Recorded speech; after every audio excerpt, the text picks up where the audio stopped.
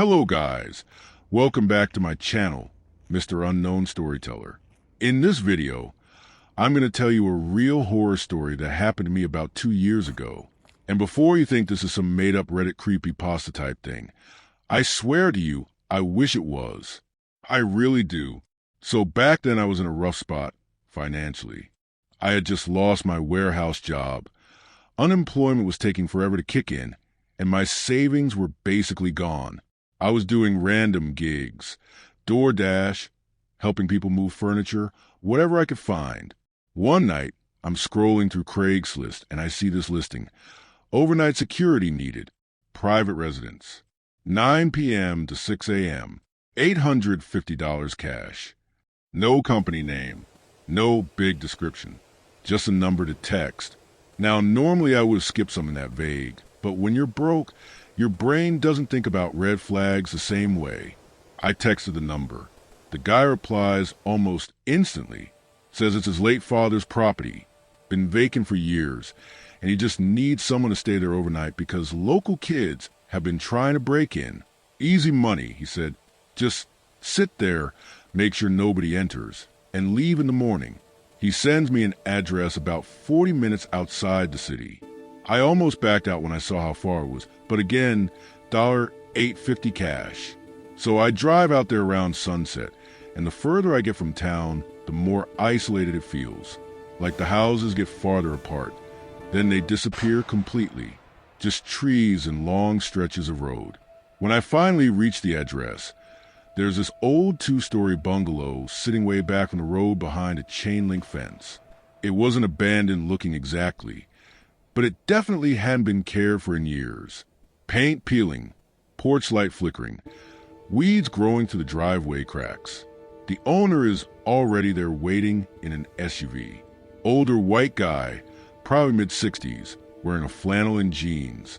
He doesn't smile. Doesn't really introduce himself properly either. Just says, "You here for the night shift?" I say, yeah. He hands me a key and tells me the alarm system doesn't work anymore, but I don't need to worry about it. Then he says something that stuck with me. He goes, "If you hear anything inside, don't go looking for it. The house makes noise." I kind of laugh and say, "All houses make noise." And he just stares at me for a second and goes, "Not like this one." That should have been my sign to leave. But instead I nod like an idiot and say, "Got it." He leaves right after that. Just drives off. No paperwork, no contract, nothing. I walk up to the front door, unlock it, and step inside. First thing I notice is the smell. Not rotten, not gross, just stale, like air that hasn't moved in years. The furniture is still there. Couch, coffee table, an old TV from like 2008. Family photos on the wall.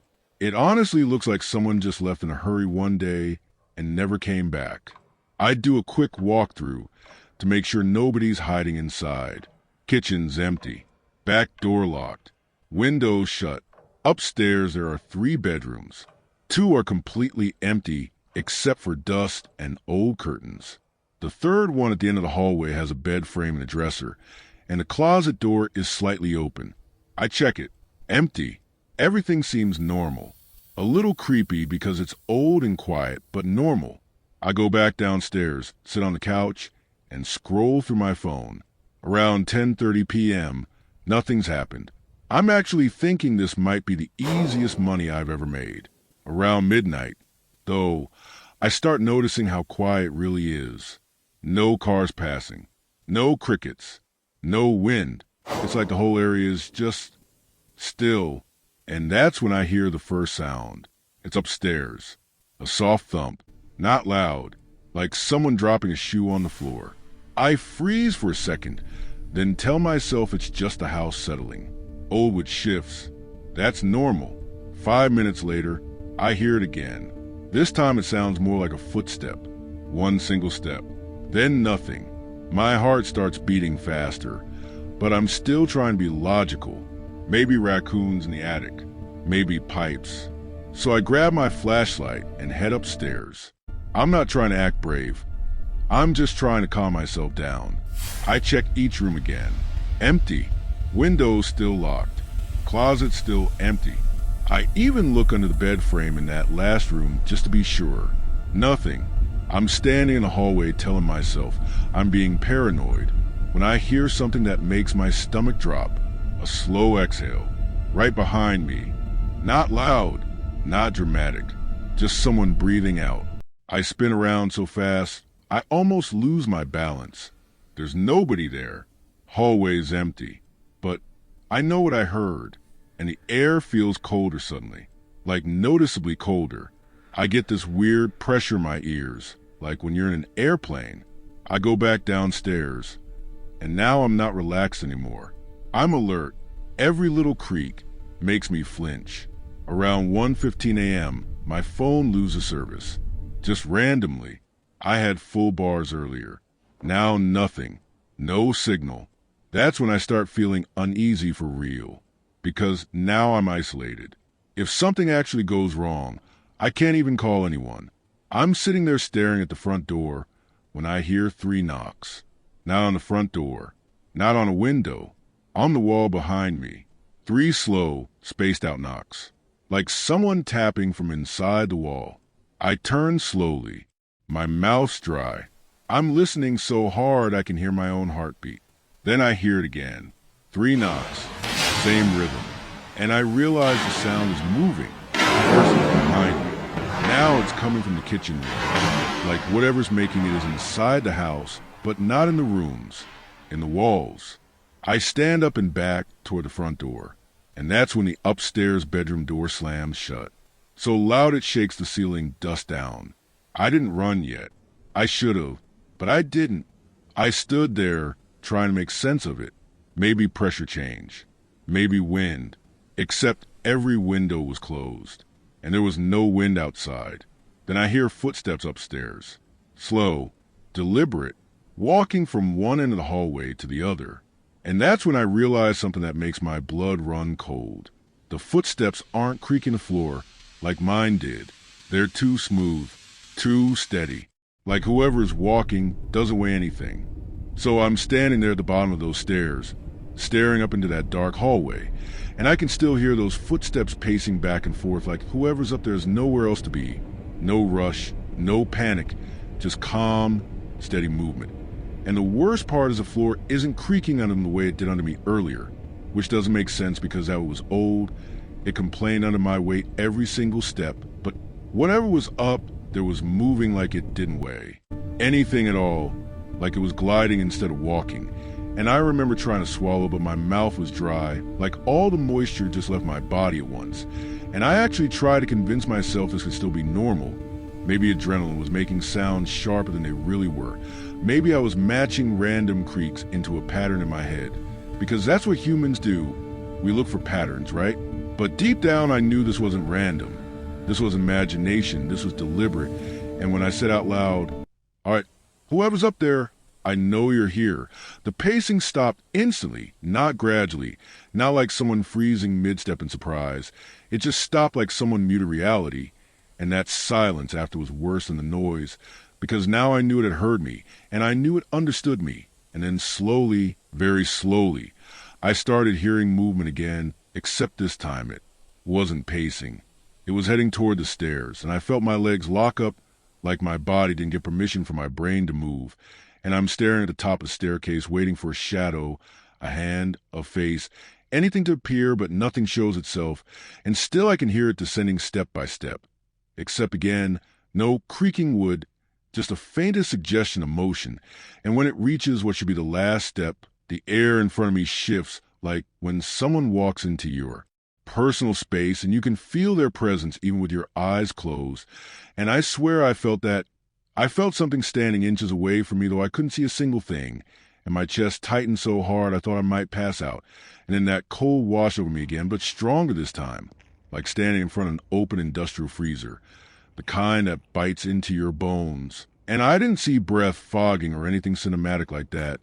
It was just raw sensation, and I took one slow step back, and the second I did, the kitchen light flicked on behind me even though I hadn't touched the switch, and I was almost certain earlier half the electrical system didn't even work. And I turned around slowly, heart slamming in my ears, and the kitchen looked normal, too normal, like stage. The chair that had fallen earlier was now perfectly tucked on the table again. The cabinets were closed, everything neat, like the house was resetting itself to pretend nothing happened. And that was the moment fear changed from jumpy nerves to something deeper, something that settled into my stomach like a stone. Because if something can move objects quietly without you seeing it, you're not in control anymore. And I pulled my phone out again, even though there was no signal, just needing the comfort of light in my hand. And when I unlocked it, I saw the photo I had taken earlier of the scratched-out family portrait. And I don't know why, but something told me to check it. And when I opened it, my whole body went cold because the scratches were gone. The faces were clear, smiling, intact, like a completely different image. And I zoomed in thinking maybe I grabbed the wrong angle before. Maybe the scratches were glare or shadow. But no, this was a clean, untouched family photo. And then I noticed something I swear wasn't there before, a tall shape standing behind the family. Barely visible, almost blending into the background wallpaper. And its face wasn't scratched out, it wasn't blurred, it was just smooth, like someone erased the features completely. And as I'm staring at that, my phone vibrates in my hand. And for a split second, I think thank God signal came back. But it's not a call, not a text. It's just the screen flickering, glitching like static is crawling across it. And then I hear a voice right next to my ear, so close I feel the air shift, and it says, calm and clear, "You shouldn't have come." And I dropped my phone on instinct, like my body reacted before my brain processed the words. And I spun around, but there was nothing, no shadow, no movement, just that heavy stillness pressing in on me from every side. And I realized something that made my skin crawl. Whatever this was, it didn't feel angry, it didn't feel aggressive. It felt aware, like it was observing me, studying me, deciding what to do. And that scared me more than any screaming ghost ever could.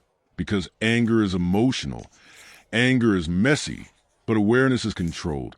And I backed toward the front door slowly, refusing to turn my back fully on the room. And when my hand wrapped around the doorknob, I heard 3 knocks again. But this time they came from directly on the other side of the door, polite, evenly spaced, like someone asking to be let in. And my brain scrambled for logic. Maybe the owner came back. Maybe this is some twisted test. But I never heard headlights. Never heard gravel crunch under tires.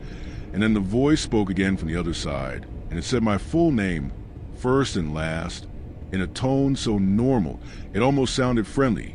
And I felt this horrible pull in my chest, like part of me wanted to open the door just to end the tension, just to see something tangible, something I could fight or reason with, because uncertainty is torture. And my hand actually started turning the knob before I caught myself, because every instinct deep down was screaming. That opening that door would be a mistake I couldn't undo.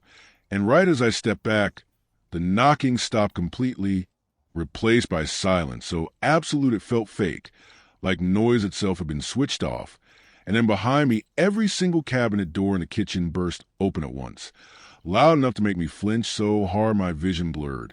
And I heard something rush across the ceiling above me. Not footsteps, not crawling exactly, more like fabric being dragged quickly over wood. And I didn't look up, I didn't investigate, I didn't try to be brave. I unlocked the door and yanked it open and stepped outside, into the night air. And the yard was empty, dead quiet, trees unmoving, sky clear, like nothing was wrong. But the second I stepped off the porch, I heard something inside the house slam against the walls repeatedly. Like it was frustrated I was leaving, and I ran to my car, fumbled with my keys, hands shaking so bad I dropped them once. And when I finally got inside and locked the doors, I looked up without meaning to and saw a figure standing in the second-floor window watching me. Tall, too. Tall for the ceiling height, I remembered, head slightly tilted, and I couldn't make out details, but I knew it was looking directly at me. And the porch light flickered and went out, plunging the house into darkness. So deep it almost looked like the structure itself disappeared, and I reversed too fast, tires crunching over gravel. And as I drove down the long road back toward the highway, I kept checking the rear-view mirror, convinced something would be sitting in my backseat, just out of focus. And when I finally reached the city limits, my phone signal came back instantly, full bars, like nothing ever happened. And I tried calling the owner's number immediately, but it was disconnected. And the next morning, the listing was gone, completely wiped, And 2 days later, I drove back in daylight to prove to myself I hadn't hallucinated the whole thing. But when I reached the address, there was no bungalow, just an empty, overgrown lot with remnants of what looked like an old burned foundation barely visible through weeds. And I sat there in my car staring at it, trying to line up the memory of where the porch had been, where the gate stood, but nothing matched, and I felt this deep, sick realization settle, and that I had spent a night inside something that might not exist the way normal buildings do. And ever since that night, small things haven't felt right. Electronics glitch around me sometimes. My phone randomly drops signal at exactly 1:15 a.m. for about 30 seconds, no matter where I am. And twice now I've woken up to 3 slow knocks coming from inside my apartment wall, spaced evenly the same way I heard them that night. And I don't move when it happens. I don't investigate. I don't respond. Because I made it out once by refusing to open that door. And I don't know if that thing followed me or if it just learned my name, but I'm not giving it another invitation. And sometimes late at night, when everything is quiet, I can still feel that same cold press against my back, like someone standing too close, waiting patiently. And that's why I'll never take a job like that again, no matter how broke I get, because some money costs more than you think. If you like this story, then hit subscribe for more like this.